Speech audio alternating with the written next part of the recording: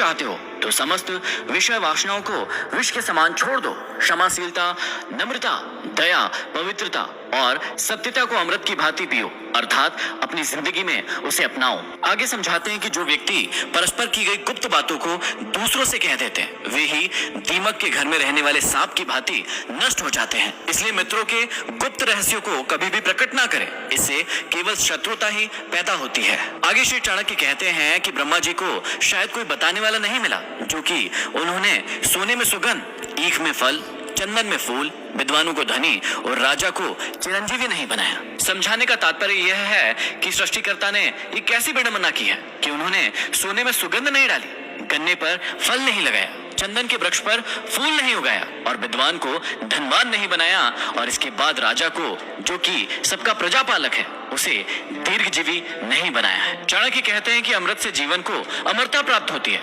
भोजन से शरीर को पुष्टि मिलती है, तृप्ति प्राप्त होती है और आंखों के बिना सारा संसार ही अंधकार में डूब जाता है और दिमाग के बिना तो चिंतन ही असंभव है। चाणक्य कहते हैं कि ना तो आकाश में कोई दूत गया, न इस संबंध में किसी से कोई बात हुई, न पहले किसी ने इसे बनाया और ना ही इसका प्रकरण सामने आया। तब भी आकाश में भ्रमण करने वाले चंद्र और सूर्य में ग्रहण के बारे में जो ब्रह्मांड पहले से ही जान लेता है, वह विद्वान क्यों नहीं है? अर्थात वास्तव में वह विद्वान है जिसकी गणना से ग्रहों की चाल का सही पता लगाया जा रहा है। आगे चाणक्य ने बहुत ही अच्छी बात समझाई है कि विद्यार्थी, नौकर, पथिक, भूख से व्याकुल व्यक्ति, भय से त्रस्त भंडारी और द्वारपाल, इन सातों को यदि आप कभी सोता हुए देख ले तो तत्काल जगा दे, क्योंकि अपने समस्त कार्यों और कर्तव्यों का पालन ये चाक कर ही या फिर सचेत रहकर ही करते हैं। अर्थात विद्यार्थी यदि सोएगा तो पढ़ेगा कैसे, नौकर यदि सोएगा तो डाका पड़ सकता है, मुसाफिर यदि सोएगा तो उसे कोई लूट सकता है, भंडार घर का स्वामी और द्वारपाल यदि सोते रहेंगे तो चोरों को चोरी करने का अवसर मिल सकता है। अतः इन्हें सदैव सावधान रहना चाहिए। इसके बाद चाणक्य कहते हैं कि सांप, राजा, शेर, ततैया और बालक और दूसरे का कुत्ता तथा मूर्ख व्यक्ति, इन सातों को सोने से कभी नहीं जगाना चाहिए, इन्हें जगाने से हानि ही हो सकती है। आगे कहते हैं कि जो ब्राह्मण केवल धन के लिए अपनी विद्या को बेचते हैं, ऐसे ब्राह्मणों की विद्या उस सर्प की भांति होते हैं जिसके मुख में विष की थैली ही नहीं है, अर्थात वे किसी को ना तो श्राप दे सकते हैं और ना ही वरदान। आगे समझाते हैं कि जिसके नाराज होने का डर नहीं है और प्रसन्न होने से कोई लाभ नहीं है, जिसके दंड देने या दया करने का सामर्थ्य ही नहीं है, वह नाराज होकर भी क्या कर सकता है? भयभीत उसी से हुआ जा सकता है जिसमें कुछ दंड देने की सामर्थ्य हो। जिसमें ऐसी सामर्थ्य नहीं है उस व्यक्ति से डर कैसा? अपना हानि या लाभ देखकर ही कोई किसी से प्रभावित होता है।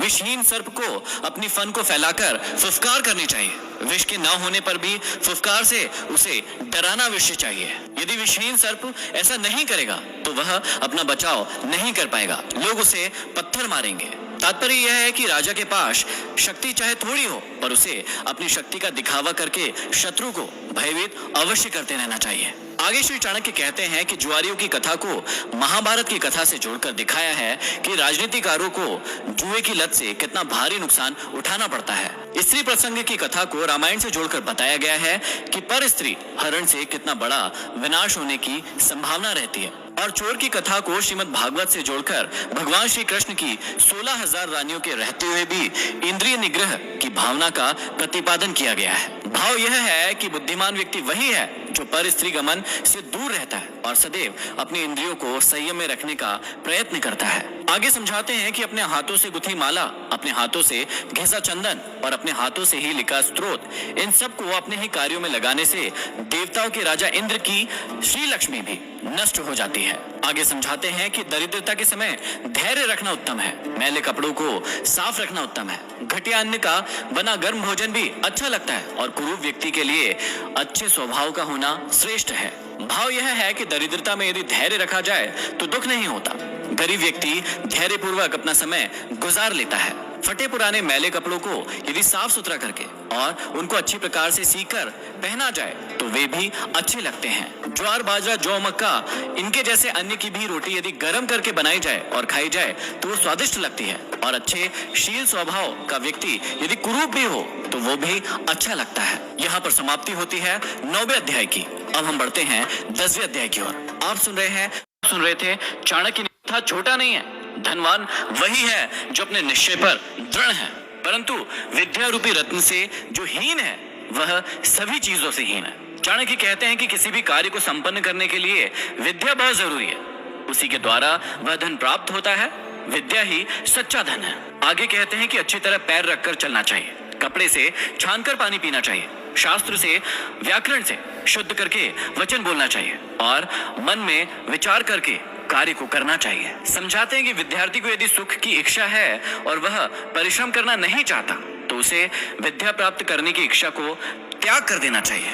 यदि वह विद्या चाहता है तो उसे सुख सुविधाओं का त्याग करना होगा, क्योंकि सुख चाहने वाला विद्या प्राप्त नहीं कर सकता। दूसरी ओर विद्या प्राप्त करने वाले को आराम नहीं मिल सकता।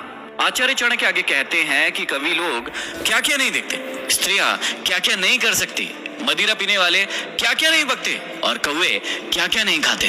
कहते हैं कि जहां न पहुंचे रवि वहां पहुंचे कवि। यह युक्ति बहुत प्रसिद्ध है कि जहां सूर्य की रोशनी भी नहीं पहुंचती वहां कवि की कल्पना पहुंच जाती है। स्त्री जब अपनी पर आती है तो वह कुछ भी कर सकती है। शराबी जब नशे में हो जाते हैं तो उल्टा सीधा बकने लगते हैं और कौवा न खाने योग्य खाद्य पदार्थ को भी खा लेते हैं। इसका भाव यह है कि विद्वान व्यक्ति सभी कार्य सोच समझ कर करता है और नीच व्यक्ति अपने विवेक से कार्य नहीं करता। भाग्य की शक्ति अत्यंत प्रबल है, वह पल में निर्धन को राजा और राजा को निर्धन बना देती है। भाग्य से जीतना असंभव है, भाग्य कब क्या कर दे कोई नहीं जानता। इसकी लीला अपरंपार है, इस पर किसी का वश नहीं चलता। आगे समझाते हैं कि लोभियों का शत्रु भिखारी है, मूर्खों का शत्रु ज्ञानी है, व्यभिचारिणी स्त्री का शत्रु उसका पति है और चोरों का शत्रु चंद्रमा है। भाव यह है कि लोभी, मूर्ख, उल्टा स्त्री और चोर के कार्यों में जिनके द्वारा विघ्न पड़ता है वे सभी उनके शत्रु होते हैं। जिसके पास न विद्या है, न तप है, न दान है, न धर्म है, वह इस मृत्यु लोक में पृथ्वी पर भार स्वरूप मनुष्य रूपी मृगों के समान घूम रहा है।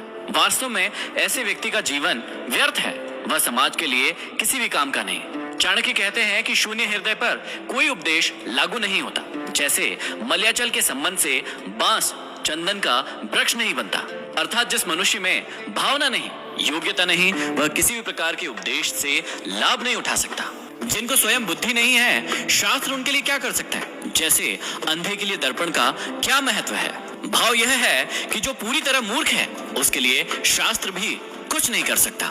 इस पृथ्वी पर दुर्जन व्यक्ति को सज्जन बनाने का कोई उपाय नहीं है। जैसे सैकड़ों बार धोने के उपरांत भी गुदा स्थान शुद्ध इंद्री नहीं बन सकता है। अपनी आत्मा से द्वेष करने से मनुष्य की मृत्यु हो जाती है। दूसरों से अर्थात शत्रु से द्वेष करने के कारण धन का नाश और राजा से द्वेष करने से अपना सर्वनाश हो जाता है, किंतु ब्राह्मण से द्वेष करने से संपूर्ण कुल नष्ट हो जाता है। बड़े बड़े हाथियों और बाघों वाले वन में वृक्षों का कोट रूपी घर अच्छा है। पके फलों को खाना, जल का पीना, तिनकों पर सोना, पेड़ों की छाल पहनना उत्तम है, परंतु अपने भाई बंधुओं के मध्य निर्धन होकर रहना अच्छा नहीं है। अनेक रूप वाले पक्षी सायंकाल एक वृक्ष पर आकर बैठते हैं और प्रातःकाल 10 दिशाओं में उड़ जाते हैं। ऐसे ही बंधु बांधव एक परिवार में मिलते हैं और बिछुड़ते हैं। इस विषय में शौक कैसा। आचार्य चाणक्य कहते हैं कि जो भी इंसान इस संसार में जन्मा है उसकी मृत्यु निश्चित है। जब मृत्यु एक शाश्वत सत्य है तो फिर इस बात के लिए शोक संताप कैसा, प्रलाप कैसा। प्रकृति के मृत्यु जन से चिंतित होने से कोई लाभ नहीं। जो बुद्धिमान है वही बलवान है। बुद्धिमान के पास शक्ति नहीं होती। जैसे जंगल में सबसे अधिक बलवान होने पर भी शेर मतवाला होकर खरगोश के द्वारा मारा जाता है। पंचतंत्र में यह एक कथा आई है जिसमें खरगोश अपनी चतुराई से शेर की परछाई कुएं में दिखाकर परछाई को उसका प्रतिद्वंदी बता देता है। शेर कुएं में उस पर छलांग लगा देता है और कुएं में डूबकर मर जाता है। अर्थात बुद्धि बल से बड़ी होती है। बुद्धि के द्वारा ताकतवर मनुष्य को भी पराजित किया जा सकता है। श्री चाणक्य कहते हैं कि यदि भगवान जगत के पालन करता है तो हमें जीने की क्या चिंता है। यदि वे रक्षक ना होते तो माता के स्तनों से दूध क्यों निकलता। यही बार बार सोचकर हे लक्ष्मीपति अर्थात विष्णु, मैं आपके चरण कमल में सेवा हेतु समय व्यतीत करना चाहता हूँ। विष्णु की उपासना के साथ साथ कर्महीन होकर बैठ जाने की मंशा यहाँ नहीं है। भगवान उसी के सहायक है जो कर्म करता है। चाणक्य कहते हैं कि यद्यपि मेरी बुद्धि संस्कृत में श्रेष्ठ है तब भी मैं दूसरी भाषा का लालची हूँ।